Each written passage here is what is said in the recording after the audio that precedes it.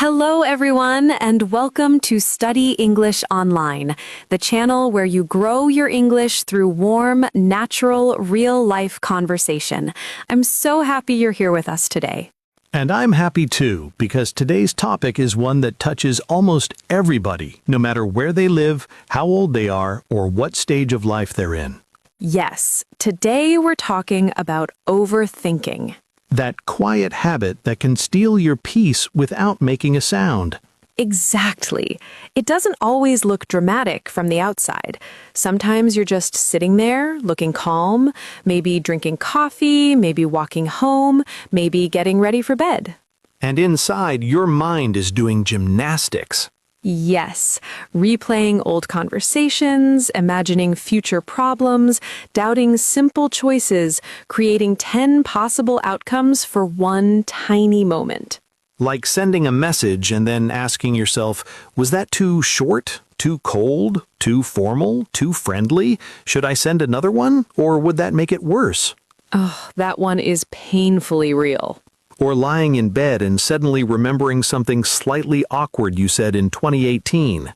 Why does the brain store those moments in a golden box as if they are national treasures? I truly do not know, but it does. And I think this topic matters because so many people believe overthinking is just part of being responsible, intelligent, or careful. Yes, they tell themselves, I'm not overthinking, I'm just being prepared. But preparation has a healthy limit. At some point, thinking stops helping and starts trapping. That's the key difference. Good thinking moves you forward. Overthinking keeps you in the same place while making you tired. Beautifully said. So in this episode, we want to explore why overthinking happens, why it feels so hard to stop, and what you can actually do when your mind refuses to be quiet. And because this is Study English Online, we'll do all of that through clear, useful English that you can listen to, learn from, and naturally absorb.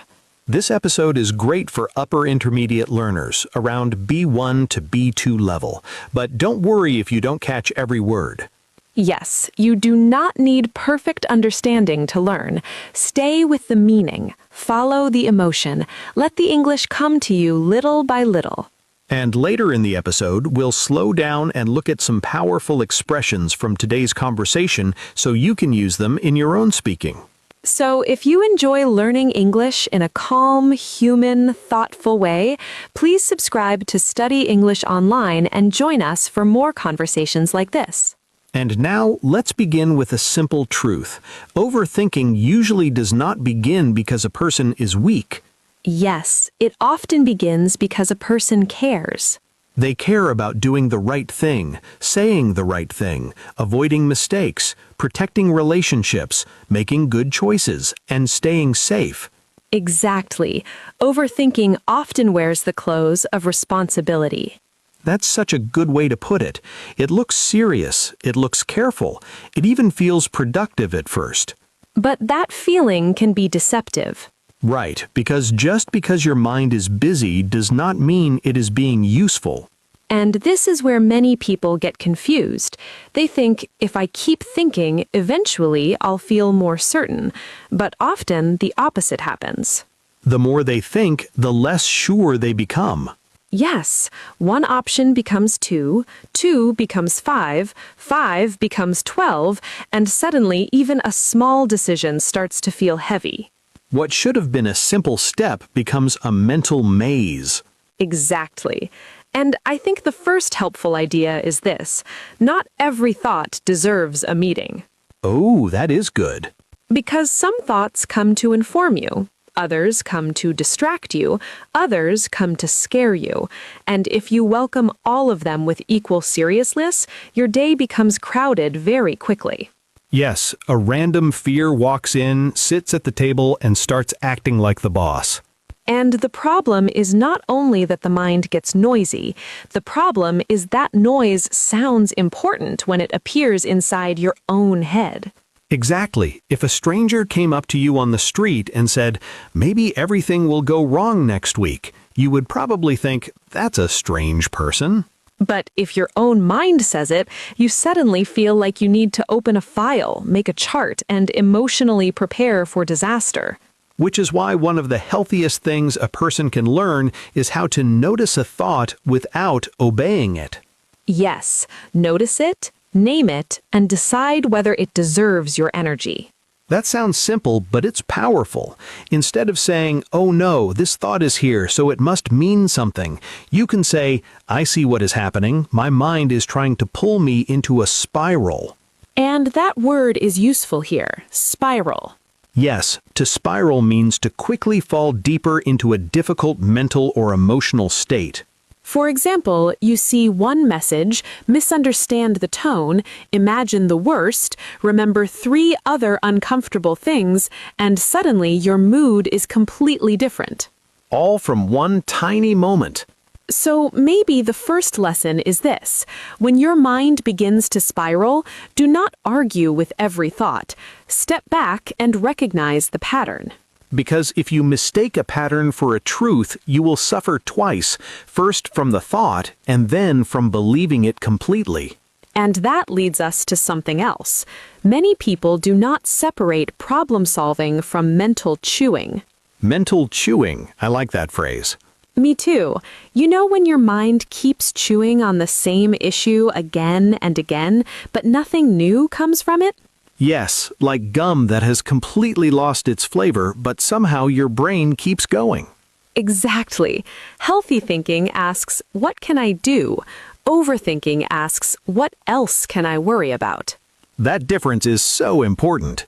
Because when people overthink, they often feel active, but they are not moving. They are circling. So maybe a very practical question is this: is this thought helping me act, or is it just helping me worry longer? Beautiful. If the thought leads to action, good. If it only leads to more tension, maybe it's time to stop feeding it. And speaking of feeding it, I think overthinking becomes much worse when we are tired, under pressure, or emotionally stretched. Absolutely. People often blame themselves for being too sensitive or too dramatic, when actually they're just exhausted. Yes, a tired mind is a much less fair storyteller. That line is so true. When you are rested, a small problem feels small. When you are worn out, a small problem feels like a sign that life is collapsing. Exactly. That is why you can't talk about peace of mind without talking about sleep, rest, and basic physical care. Right, because people often try to solve an energy problem with a thinking solution. Say more about that. Well, imagine someone has slept badly for 3 nights, skipped meals, stared at screens all day, and had no quiet time at all. Already sounds like a difficult situation. Yes, and then they say, why is my mind so anxious? I need a deeper answer. But sometimes the deeper answer is that the body is asking for help.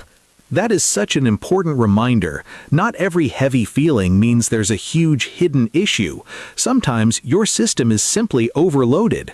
Exactly, and overloaded people tend to second-guess themselves. Another excellent phrase. To second-guess yourself means to doubt a decision after making it, or to question yourself too much. For example, you choose something, and instead of moving on, you keep asking whether another choice would have been better. Which means the decision gets made once, but mentally it gets made 10 more times. Yes, and that is exhausting. I think this is especially common now because modern life gives us too many options. So true.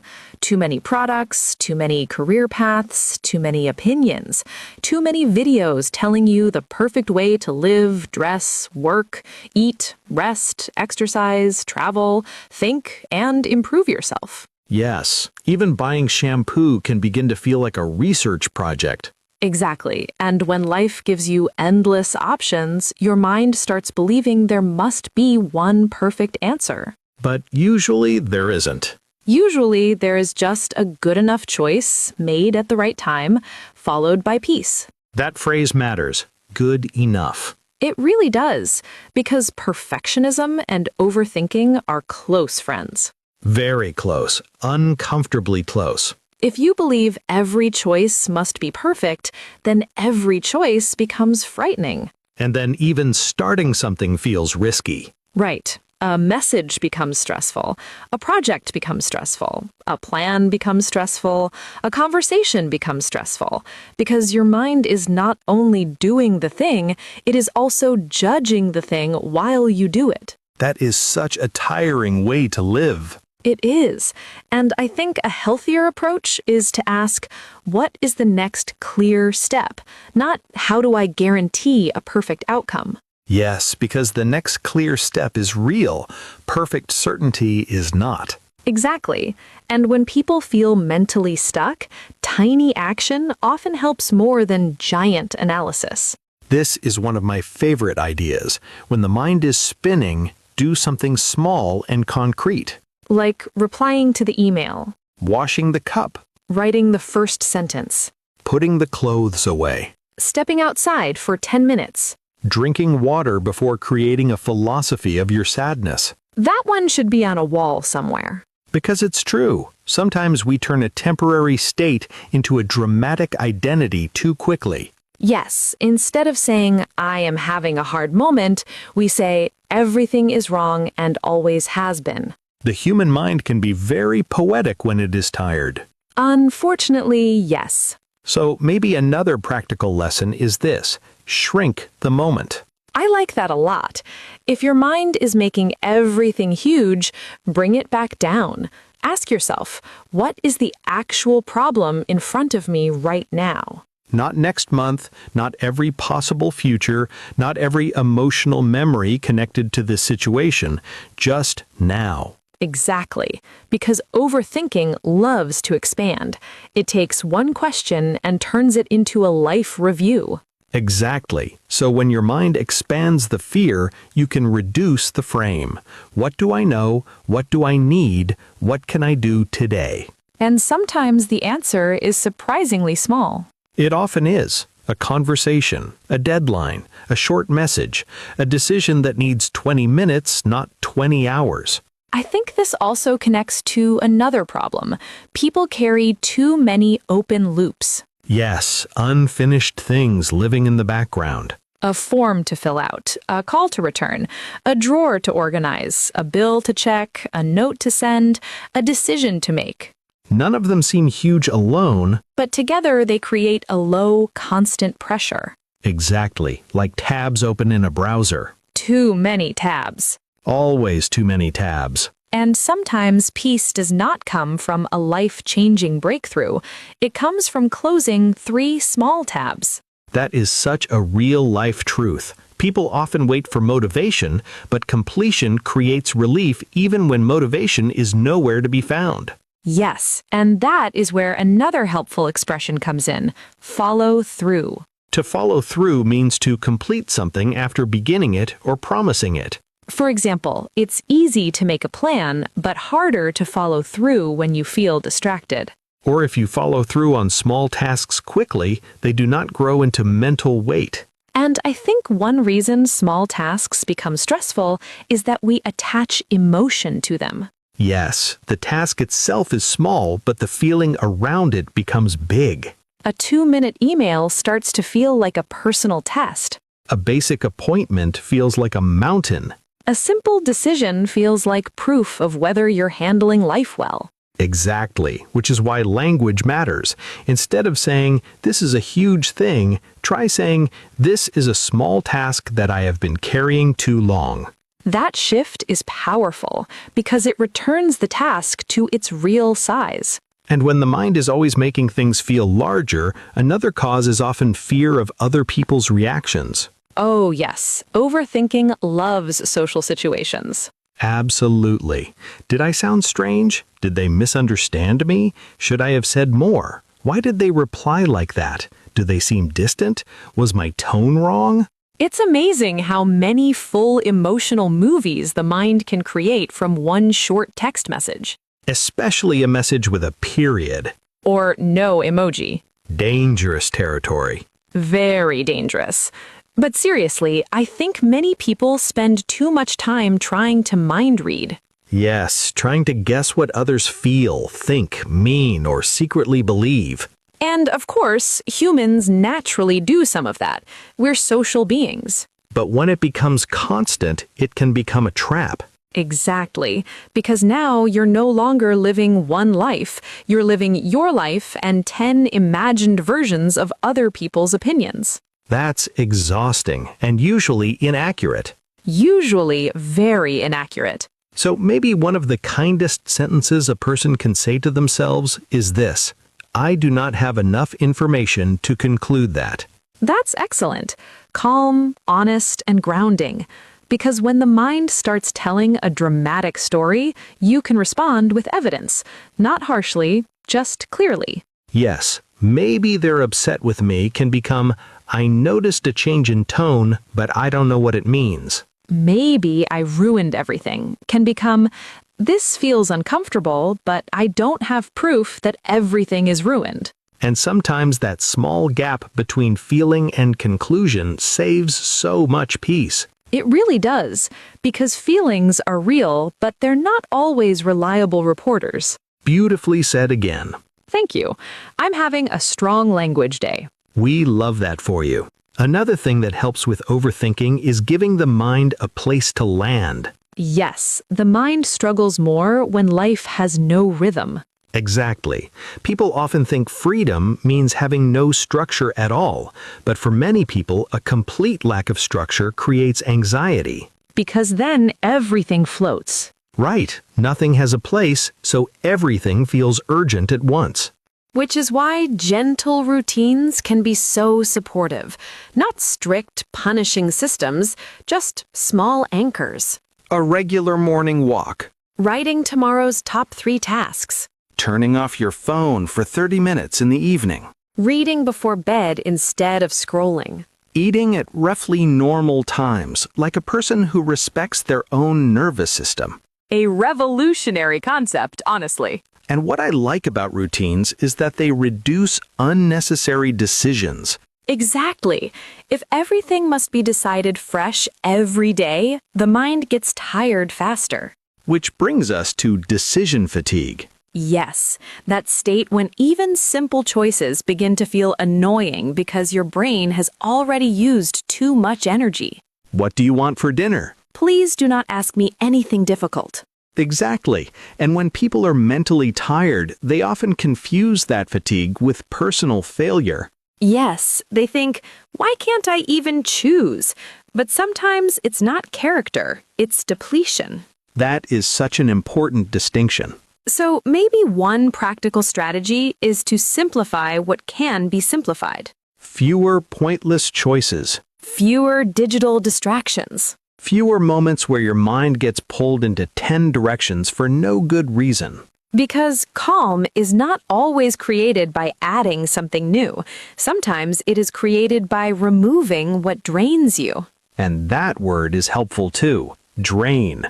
To drain you means to take away your energy, strength, or emotional freshness. For example, certain conversations drain you. Constant notifications drain you. Cluttered spaces can drain you. Unclear plans can drain you.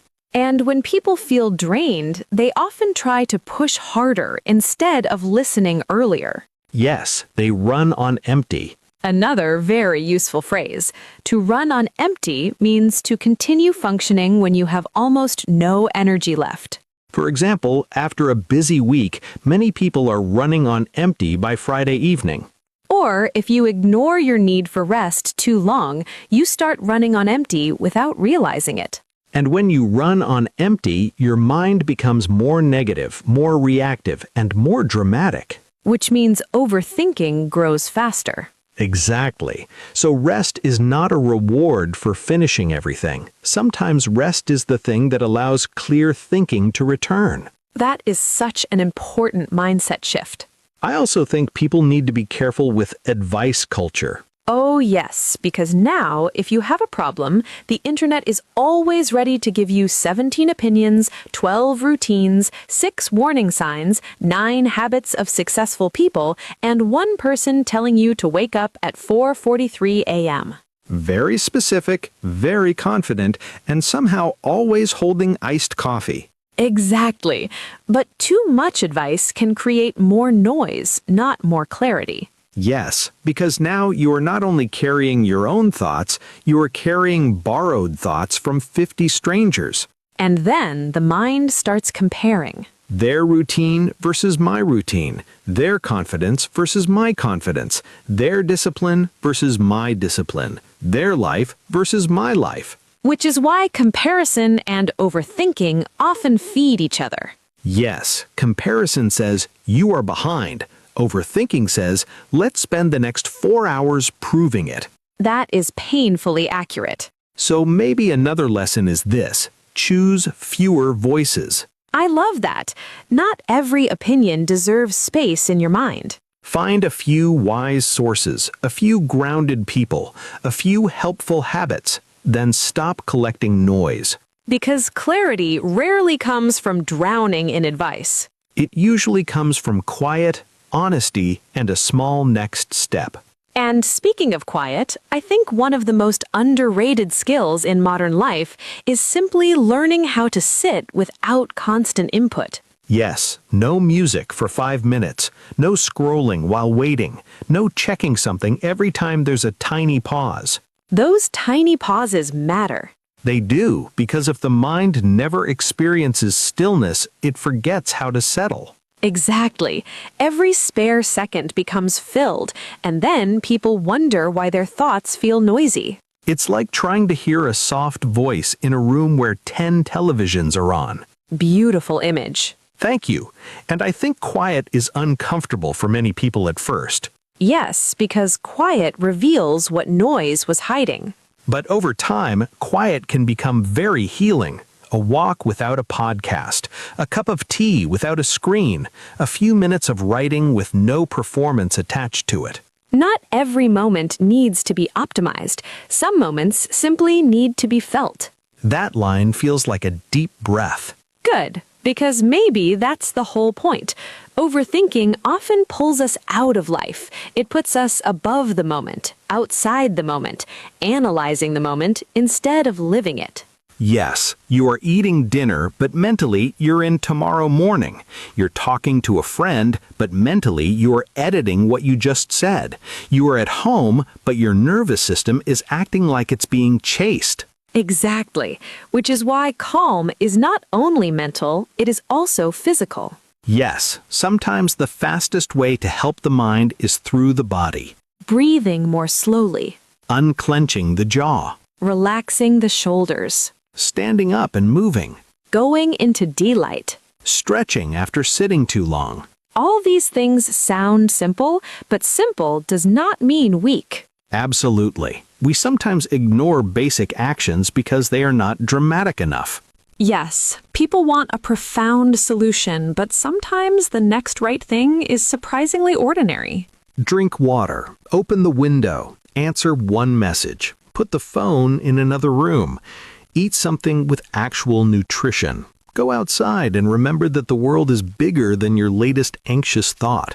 I want that printed on a card. We can arrange that. Another thing that helps is giving yourself limits for thinking.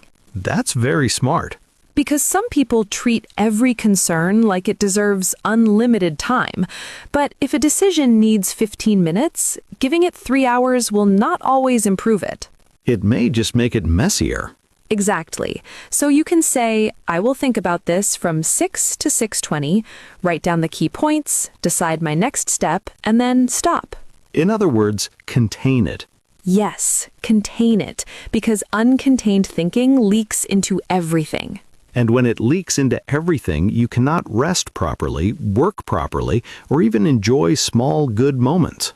Which is sad because life is made of small good moments. It really is. A calm breakfast, a funny message, light through the window, finishing something small, feeling less rushed, saying what you mean, going to bed without 10 unfinished battles in your head. That last one is especially beautiful. And I think this brings us to one final truth. Peace of mind is not built through one perfect day. No, it is built through repeated small acts of self-respect. closing one loop, saying no to one draining thing, sleeping a little earlier, not checking the phone immediately, choosing one voice instead of 10. doing the next clear step instead of chasing complete certainty. Yes, overthinking loses power when life becomes more grounded, more physical, more honest, and more present. And maybe that is the deepest lesson in today's conversation. The goal is not to become a person who never thinks deeply. Not at all. Thinking deeply can be beautiful. The goal is to think in a way that supports life, not in a way that steals it. Yes, to reflect without drowning, to care without collapsing, to plan without panicking. That is such a healthy balance. And now this feels like the perfect moment to slow down and explore some of the most useful English from today's episode. Yes, because hearing vocabulary in a real conversation helps it feel alive. And then when we review it slowly, it becomes easier to remember and use. So, let's begin with a strong word from today: spiral. To spiral means to quickly fall into a more intense negative mental or emotional state. For example, after reading one negative comment, she began to spiral and doubt all her work. Or, when you were tired, it is easier to spiral over small problems. Repeat, spiral. Spiral. Next, a very useful phrase: second guess yourself. To second guess yourself means to doubt your own decisions too much after making them. For example, he kept second guessing himself after sending the email. Or, if you always second guess yourself, simple choices become exhausting. Repeat, second guess yourself. Second guess yourself. Next, follow through. To follow through means to complete something after starting it or promising it. For example, she made a good plan, but she struggled to follow through. Or, following through on small tasks can make your mind feel lighter. Repeat, follow through. Follow through. Next, a really powerful phrase: run on empty. If you run on empty, you keep going even though you have almost no energy left. For example, by the end of the week, he was running on empty. Or, when you run on empty for too long, your mind becomes less clear. Repeat, run on empty. Run on empty. Next, drain. If something drains you, it takes away your energy or emotional strength. For example, constant notifications drain her attention. Or, unclear expectations can drain people more than hard work. Repeat, drain. Drain. Next, open loop. An open loop is something unfinished that keeps taking up mental space. For example, that unpaid bill became an open loop in his mind. Or, too many open loops can make it hard to relax. Repeat, open loop. Open loop. Next, good enough. Good enough means acceptable and sufficient, even if not perfect. For example, she stopped chasing the perfect plan and chose a good enough one. Or, a good enough decision made on time is often better than a perfect decision made too late. Repeat, good enough. Good enough. Next, contain. To contain something means to keep it within limits so it doesn't spread everywhere. For example, he contained his worry by setting aside 15 minutes to think and write.